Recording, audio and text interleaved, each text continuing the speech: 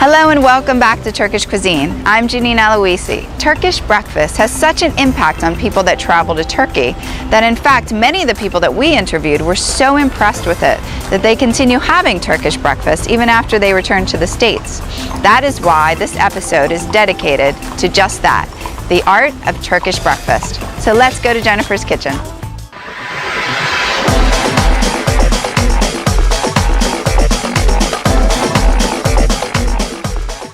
Hello and welcome to my kitchen. Now we all know breakfast is the most important meal of the day, but in Turkey, breakfast is like a feast, and that's what we're going to be making today, an authentic Turkish breakfast. Now no Turkish breakfast is complete without Turkish tea. What we make Turkish tea in is called çaydanlık, which literally means chai in something like a pot, and chai is tea in Turkish, so you've figured that out.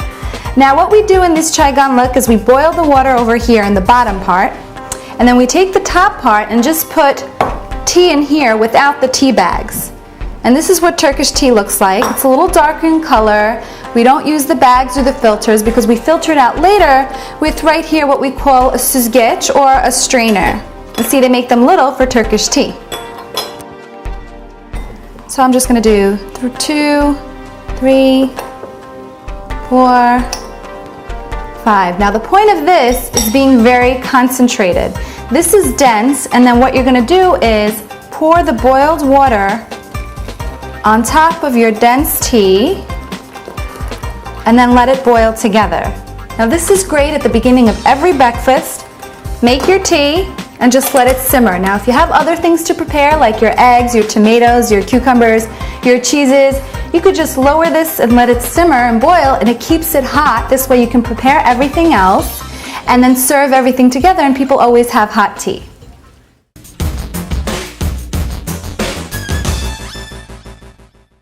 So while our tea is boiling, you can even smell the aroma of the fresh tea. Just gonna place it over here. We're gonna start with our egg dish. We're gonna make today menemen. Menemen is a famous Turkish omelet. It's famous throughout all of Turkey and is delicious. You just put an array of vegetables like tomatoes, skinny green peppers because you want it a little spicy. Some people put olives in it, some people put onions. You can make it varying to taste. This is the way we do it in my home. This is the way I think you're gonna like it. So what you wanna do is just get your pan really nice and hot. And some people like to use butter, but I think if you use sunflower or corn oil, it makes it stick much less and just brings everything together really nicely. So what I'm going to do is just put a little of the oil in here. We just want that to heat up nice and hot. And then what we're going to do once that's hot is first we're going to put in our peppers. Skinny green peppers, you could put the bell peppers, but this is the authentic way. So this is the way you should do it. And we have 1½ chopped tomatoes. Now we're only making 2 eggs here, so you don't need too many tomatoes, but if you were making like 4 or 5 eggs, then you would definitely add more tomatoes, more peppers, and then you would add more of your other vegetables, whatever you want. So this is getting pretty hot over here, so now I'm just going to let these fry up. Let that cook a little bit until it's dense, and then we can add in our tomatoes. But before we do that, let's scramble up our eggs. Now some people don't even scramble them. Some people just crack them sunny side up. Some people crack them in and then scramble it once it's in the pan. But I like them scrambled. It's the way my dad likes it. I used to make this for him growing up. Sometimes when he'd come home from work and there was no dinner, he'd be like, you know, of course in Turkish, make me menemen. I'd be like, all right, so I'd make it scrambled. This is the way he did it. So sometimes if you don't have a whisk, you could use a fork. Just whisk that all together. Take your little spatula. And you know, our tea is boiling right here and it's still on a low simmer. And we can lower this as well. Then we can add in our tomatoes. I'm gonna wait for that to just nice and frying up. You could lower this to a medium and let that cook a little bit. Now we could add some salt and pepper to our egg. Just a little bit, just eyeball it. Gives it a nice flavor. Some people even add some paprika, so that's something different. Just whisk that all together. Take your spatula. Now it's going to form a lot of juices here, so you can wait for it to cook, soak up that juice. So once you see that your vegetables have softened up a bit, we can add in our egg. And sometimes you could add a little water to this egg mixture. You could add a little bit of milk. It makes them a little fluffy. You can always do that. And you just want this to cook. Maybe take the center and push it towards the middle. Kind of like when you're doing an omelet. Because you want all that egg yolk to cook. So just take turns. Keep bringing it in the middle. So it looks like it's about done. I'm just turning it over so that the other side could cook. We could turn it off now because the heat from the pan is going to keep cooking it anyway. And you see you got some oil left, but that's okay because it makes the egg really nice and juicy. Nobody likes a dry egg, right? Okay. So this is our famous Turkish menemen. As you could see, I let it soak up the juices a little bit, but some people like it juicy. That's up to you. We're going to take a short break right now, and then when we come back, we're going to start on our delicious breakfast börek.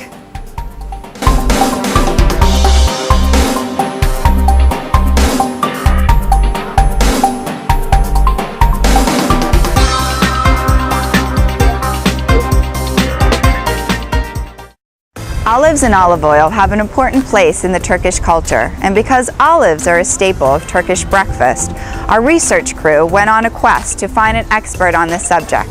Andrea Florescu represented Turkey at the ABCAT International Festival in Orlando, Florida, where she spoke in great detail about olives and olive oil. Let's go hear what she has to say.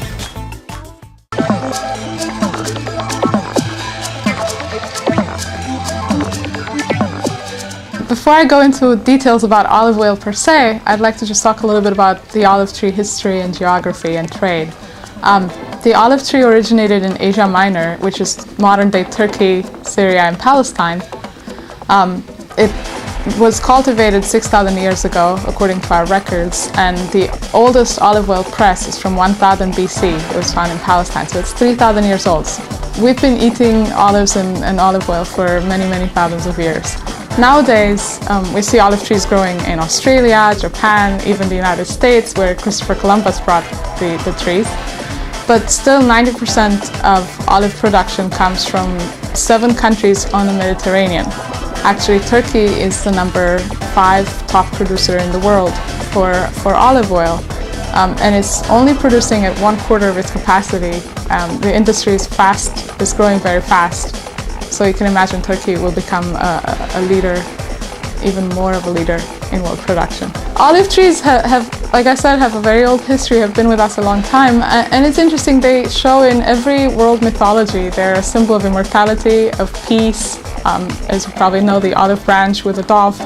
And they even show up in the Bible where Noah is supposed to have sent a dove out of his ark to see if the flood was over. The dove came back with an olive branch, and Noah stopped in what is known today as Mount Ararat in Turkey.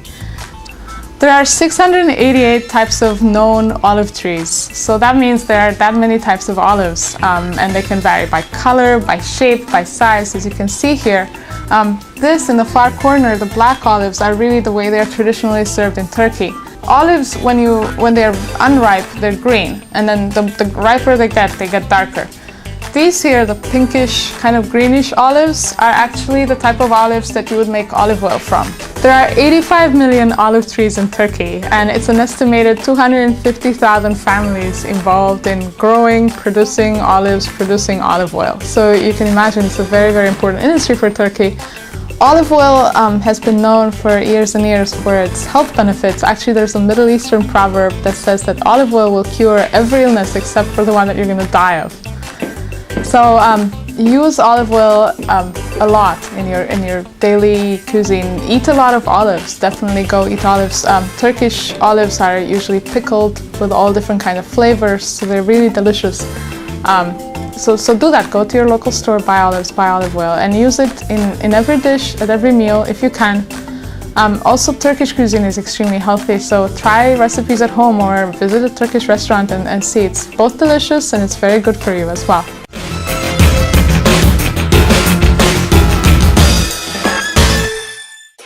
Welcome back. Now before we start with our breakfast börek, we're gonna pour our tea because it's ready. Now I'm going to show you how you pour Turkish tea because there's an art form to it.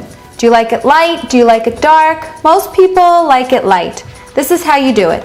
The concentrated part you pour in just about a quarter through, and you can see that the strainer is catching any loose tea.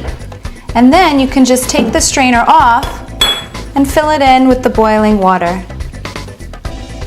And that is a traditional, delicious Turkish tea. In Turkey, people drink tea maybe 5-10 times a day. When people stop by the store, when people stop by the house, it's an offering of friendship with dessert, before dessert, for gossip, for business. People drink Turkish tea more than coffee. It's delicious, and when you taste it, you're going to see what I'm talking about. And this is Turkish sugar cubes that we use all the time. In Turkey, it's very pleasant to have 2 little sugar cubes. Of course, if you don't want the sugar, you don't have to have it with sugar. Some people like to put honey in your tea. But basically, you want the Turkish tea in a thin-waisted tea glass. That's how we call it. Thin-waisted, ince belli bardakta is what you want. You want a thin-waisted tea glass, and that's how we have our delicious Turkish tea.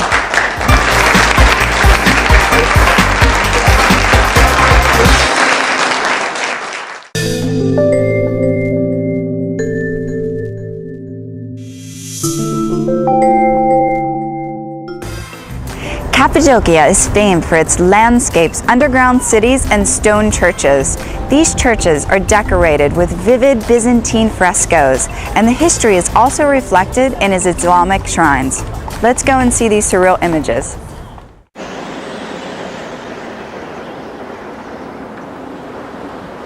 Turkey's heartland, the high plateau of central Anatolia, has been inhabited for at least 8 millennia. Among its most famous regions is Cappadocia, mentioned in the Bible and known today for its eerie volcanic landscape and delicious local wines.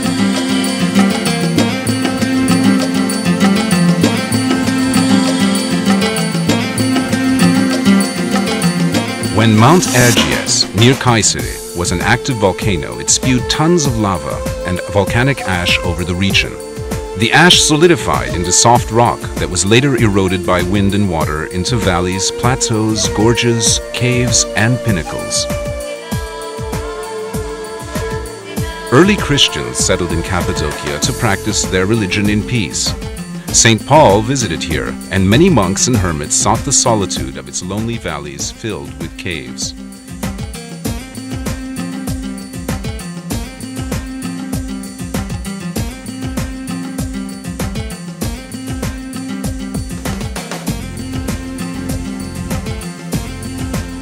Today, Cappadocia is Turkey's most visually striking region.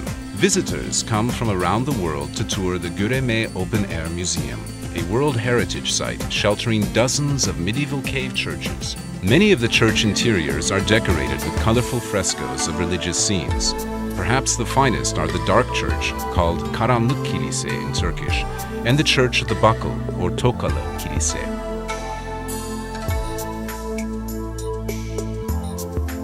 Not far from Göreme is Zelve, another open-air museum. 3 steep valleys come together to form this historic area, which is also filled with ancient cave churches and dwellings. The Zelve valleys were actually inhabited until the 1950s. By that time, erosion had threatened the structural integrity of many caves, and there was a risk of collapse, so the inhabitants were resettled nearby.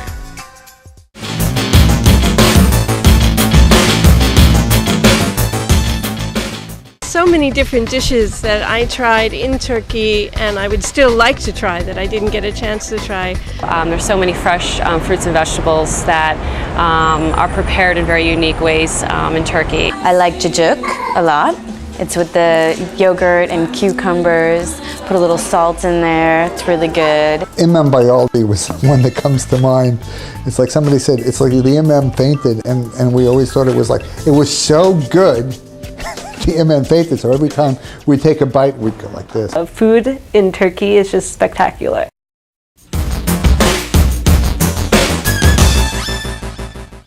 And now it's time for a favorite in my home. I call it breakfast börek. What you will need for our breakfast börek is 1 box of good old-fashioned puff pastry, 1 cup of the Turkish feta, and if you can't find that, you can use French feta or the Bulgarian feta, half a bunch of parsley, finely chopped, some oil to line our foil, 1 egg. I also use a spatula, an extra fork, and we're going to need the plate of a coffee cup, or you can use a regular plate, is fine.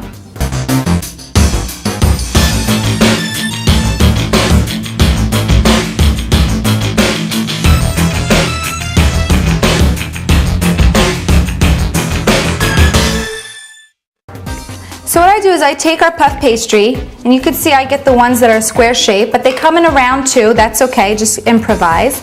And I cut these in half, and this makes 2. Now I call these breakfast böreks because I love to eat them during breakfast, but you can eat them any time of day. It's great for lunch or a snack. Actually, sometimes I make them and I just keep picking at them all day, so it's actually not that good for me, but it's good for you. So what we're going to do with our stuffing over here is, I'm already crushing it with the fork, as you could see. I'm going to take our parsley and put it in there. Gives it a really nice color. And then we're going to take our egg, crack it, and only use the egg white for the stuffing. I'm going to use the egg yolk to brush on top. So you just want to be a little careful, just like that. Really get that egg white. Put it over there, and we're going to use that to brush on top of our böreks once they're done. So what I like to do is, since these are triangular, give them a little fold, get them ready to fold, because that's what you're going to do. Mix this all together. You can see this is really easy and really fast. And if you have people staying at your house, like me, I always have relatives staying over my house. Sometimes I'll wake up about half an hour early and I make these, and then they're really nice and hot by the time people wake up, and then they're hungry and they're great. And my son loves these too. He eats them. He just takes them, walks around the house, eats them. Sometimes he makes a mess, but that's okay. I'll clean it up. So you just want to fold them, and what I like to do is take that fork I was telling you about and kind of just press it in and make a crease. This allows them to get closed and cook without anything popping out.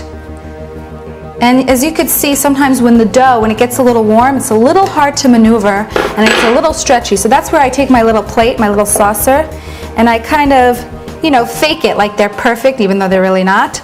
And kind of make them look perfect, because once they're cooked, nobody could tell anyway.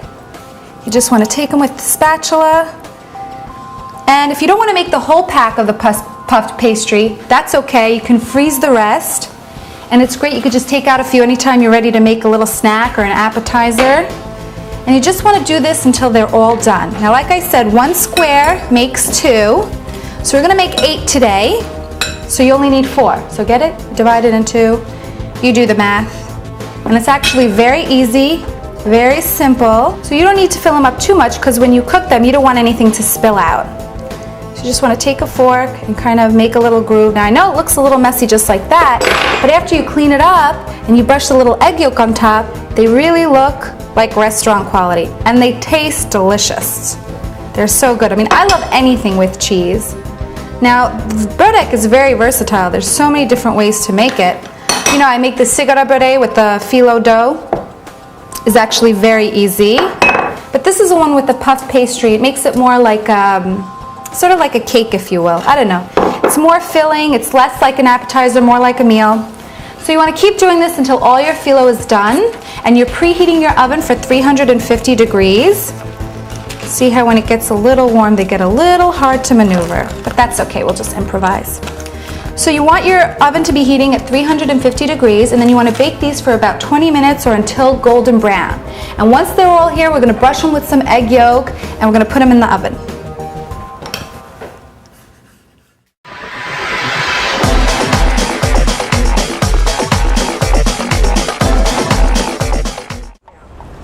Our guest of the week is Jenny Arbach, who lives and works in New York City. Jenny had the opportunity to live in Turkey as an English teacher for nearly a year. She got to experience the pleasures of Turkish cuisine, prepared for her by welcoming Turkish people. My name's Jenny Arbach. I live in New York City. I used to be an English teacher in Izmir, Turkey, and now I work at a university and I go to graduate school for education. I went to a lot of other kind of tourist destinations while I was in Turkey. I went to Istanbul, of course. I went to Fethiye. I really thought Fethiye was really beautiful. The sea there was just so clear and beautiful. I did the paragliding there, jumping off the mountain. It's really beautiful. My favorite thing about Turkish society is how warm people are, how inviting. I feel like friendships with Turkish people are very strong. Once you become friends with someone, they're very close to you and kind of take care of you. If I need, a place to stay or help with anything, I know that most of my Turkish friends, they would do anything to help me. I really love Turkish food. My favorites were kumpir and mantı and iskender kebab. I love them. I think Turkish food is unique because of how it's prepared and how it's served. Turkish people are very particular about how each dish is made and how you eat it at the table together, which silverware you use. I think in America, people are much more, throw together, put tomato sauce on this, make a sandwich out of that. But Turkish people, it's, food takes a long time to prepare, and you have a nice long meal, and it's about the family being together and about relationships, and less about, just throwing food in your mouth and, going about your business. I think when I'm looking for a Turkish restaurant in New York, the first thing I would look for is, I guess I would try to see if the menu looks authentic, because I've lived in Turkey, I know what they offer, I know what real Turkish food is like, so I would look for something like that.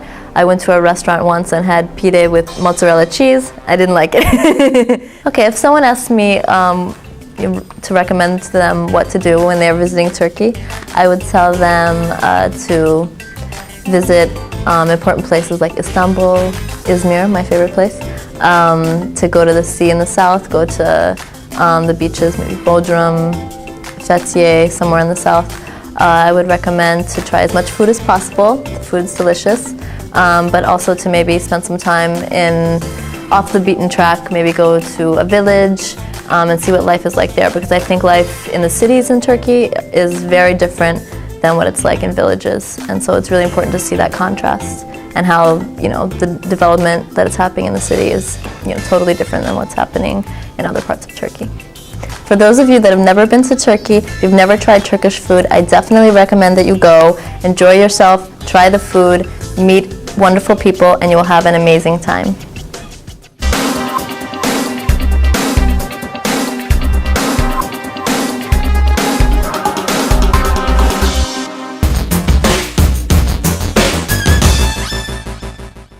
So once your breadsticks are all done, it's time to coat them with a little bit of egg yolk. Now don't forget to line your foil with the oil. I pre-oiled mine, that's why I didn't do it in front of you, but it's always pre-oiled. This way it keeps it from sticking. You just want to brush a little egg yolk on top. It's going to give it a great golden flavor and a nice color. And these are going to expand when you cook them. That's why they call it puff pastry. They puff. So you want your oven heating, 350 degrees, and you're going to bake these until they become nice golden brown. I have a little tray over here. I always like to line it with tin foil because it keeps it from sticking, just in case the oil doesn't work. The tin foil is a sure way that it's not going to stick. Plus, it's easy to clean. So now I'm just going to put them in our oven and bake it for about 20 minutes.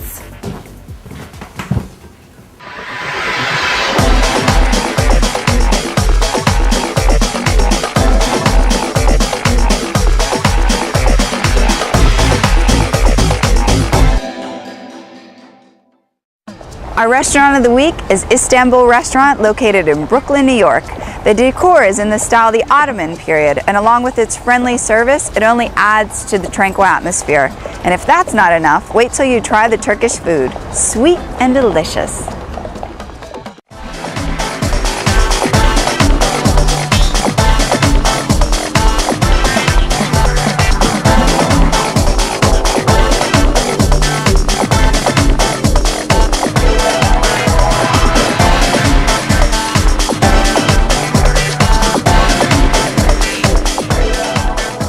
Istanbul restaurant is established at 1997, and our foundation was on own specialties. We're doing like lahmacun, which is a Turkish meat pie, and we do like a pide. And then we grow our kitchen.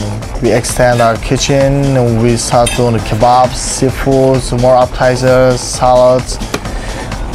We have like approximately 100 seats. Winter time, it's 150, 160 seats. It's summertime. And our decoration is so unique. It's authentic Ottoman style. It's made by my father, Rıza Atash, and he decorated the way he decorated so perfect, and our customers, they love the way decoration is. Sometimes they especially coming, eat, enjoy, and relax in here. It's like a museum. So when you sit, so you don't bored. You don't know how the time passes because you look around you. So there's a lot of different kind of things. When people come to restaurant, you feel they are in Turkey. Because a lot of antique stuff we bring from Turkey to put on the wall. So I have a lot of visitors, American, Russian, Turkish, all international people. They come, they like it. They like very much.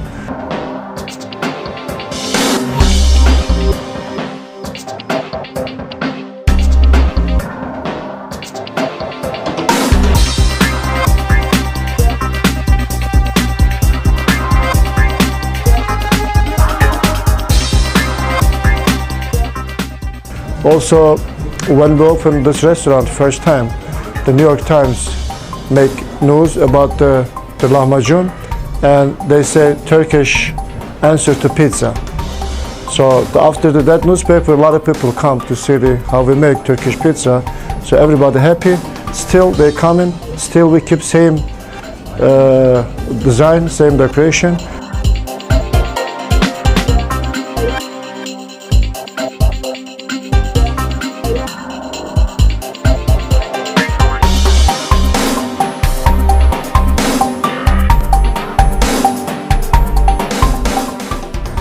So you don't have to travel all the way down to the Turkey to be in Istanbul.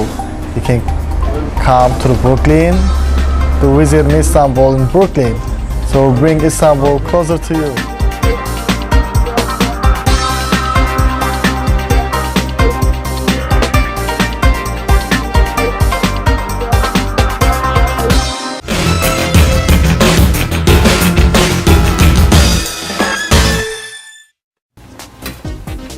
All right, so our breakfast bread eggs are done and golden brown and ready to serve on our serving plate, because that's how we do it over here.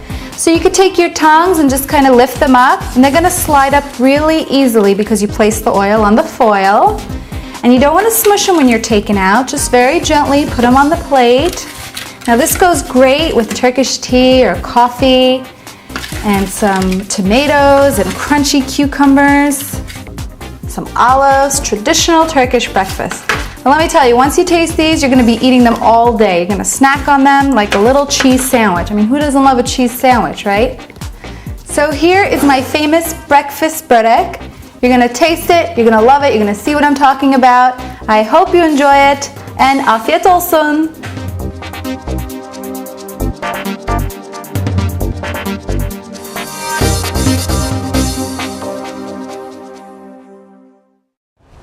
The word Cappadocia comes from the Persian word Kapatuka, which means land of beautiful horses.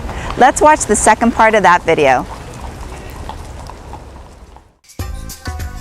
Dominating the Cappadocian skyline is the natural fortress of Uchhisar, rising above the town of the same name. This great rock promontory, 60 meters high, was hollowed out and made into a fortress by early settlers. Today, visitors climb to the top through a system of caves and passages to enjoy the spectacular panoramic views from the top. The town of Avanos, on the banks of the Kızılırmak River, is famous for its colorful Cappadocian carpets and red clay pottery.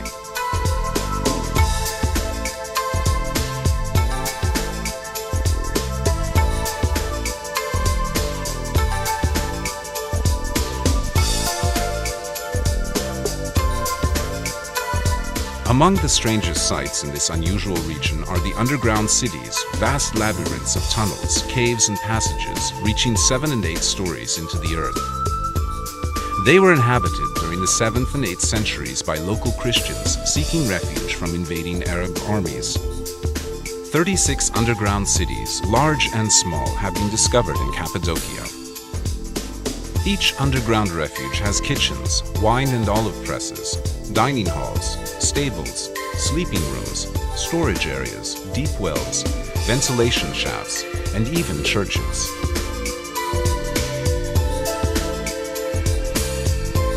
The entire complex could be closed off to enemies by rolling huge stone wheel doors across the entrance tunnels.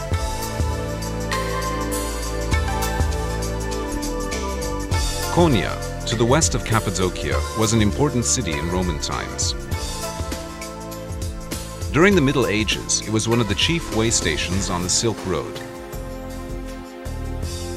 and also the capital of a flourishing empire established by the Seljuk Turks.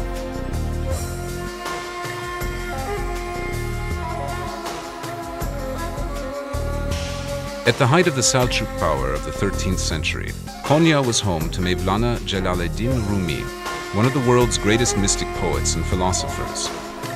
Rumi's disciples became the whirling dervishes, Sufi mystics who seek spiritual communion with God through a captivating circular dance.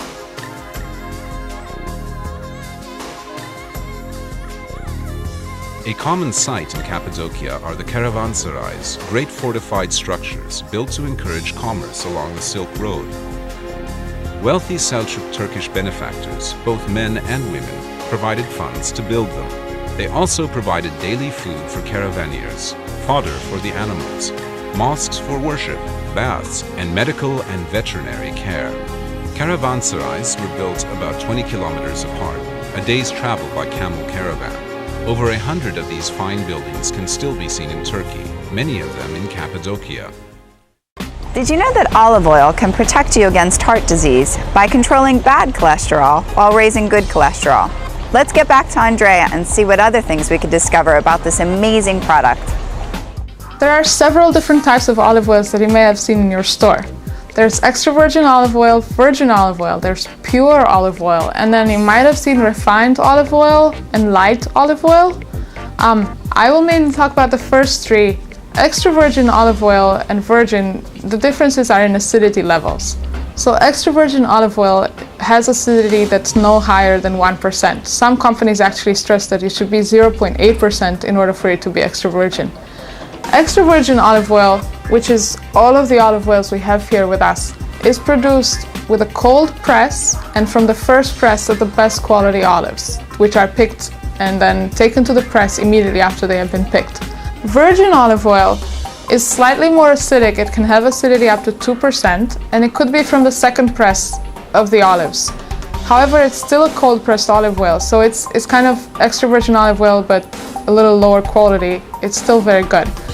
Pure olive oil is done with a hot press with hot water injection, and its acidity can go up to 3.5%. After that level of acidity, it's not really suitable for human consumption anymore. So even if you buy pure olive oil, it shouldn't have more than 3.5% acidity. Pure olive oil actually is a little blander than the extra virgin and virgin olive oils, but it's perfect for frying when you don't want to give too much olive taste to your dish. So it could be used. Now, refined and light olive oil, you should not buy refined olive oil. Olive oil by definition should not be refined. It's the only type of oil that you can just squeeze from the plant and it can be consumed right away. All other oils from seeds need to be refined, chemically refined in order to be consumed, but olive oil doesn't. And then light olive oil, you shouldn't buy that because in order for them to make it light, they have to refine it chemically. So it's healthier to actually eat regular olive oil rather than light olive oil. There are 4 natural enemies of olive oil. One is light. Olive oil shouldn't be kept or stored in brightly lit places. If you see it in a store, it's best if you buy it in a tinted glass bottle or maybe in a ceramic or tin can. Another enemy is air. If you buy a large quantity of olive oil and you want to preserve it for longer, maybe you should separate it in smaller containers when you have it at home, because the more you use out of the bottle, the more it's exposed to air and it oxidates, so that's not good. A third enemy of olive oil is heat. You should try and keep it in a cool place, ideally in a temperature any lower than 57 degrees Fahrenheit. If you don't have something cool, just keep it away from light, it's fine. You can also refrigerate it. It might become hazy, but it won't lose any of its qualities. So if you think you need to do that, do that. And then finally, the fourth enemy of olive oil is time. Olive oil is produced fresh from the olives and should be eaten fresh. It's not like wine, it shouldn't age. So if you've had a bottle of olive oil in your house for, say, 2 years, chances are that it's probably gone bad by now. You should really try and just eat your olive oil. Buy as much as you think you need and then eat it as soon as you buy it. Finally, it's actually very good for your skin and for your hair, for your nails. So it's also been used as a beauty product, as a cosmetic product. Actress Sofia Loren of Italy says that the secret to her beauty is that she's been taking olive oil baths her entire life, which is an ancient Roman tradition. So you can definitely add a few drops of olive oil in your bathtub if you want to take a relaxing bath. Olive oil is very healthy, so my advice to you is that you try olive oil in lots of recipes. Try the Turkish cuisine, it's entirely based on olive oil. Go out to a restaurant, try it at home, and in general just consume a lot of olives in your home and also a lot of olive oil, and you won't regret it.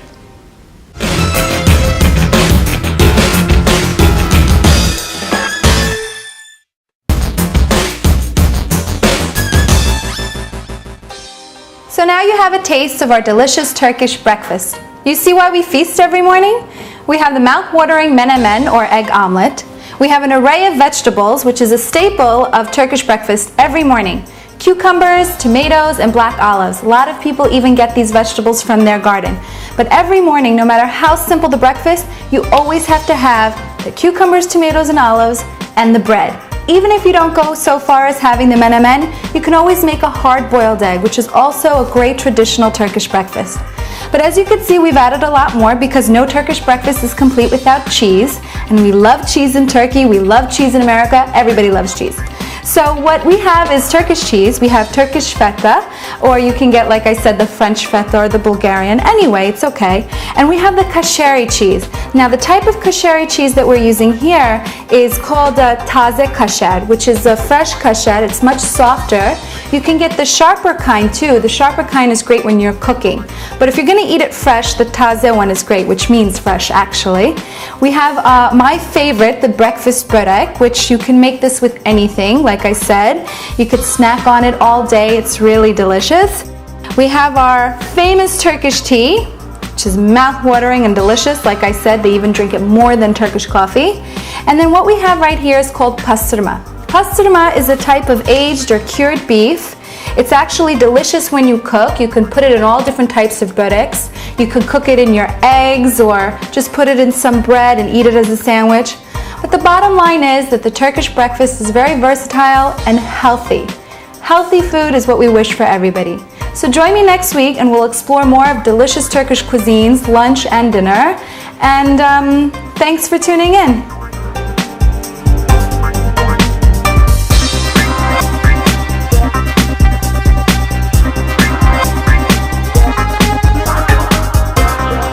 We've wrapped another episode of Turkish Cuisine. It's been a great journey and I've had a lot of fun. I'm Cuisine, and I'll see you next week.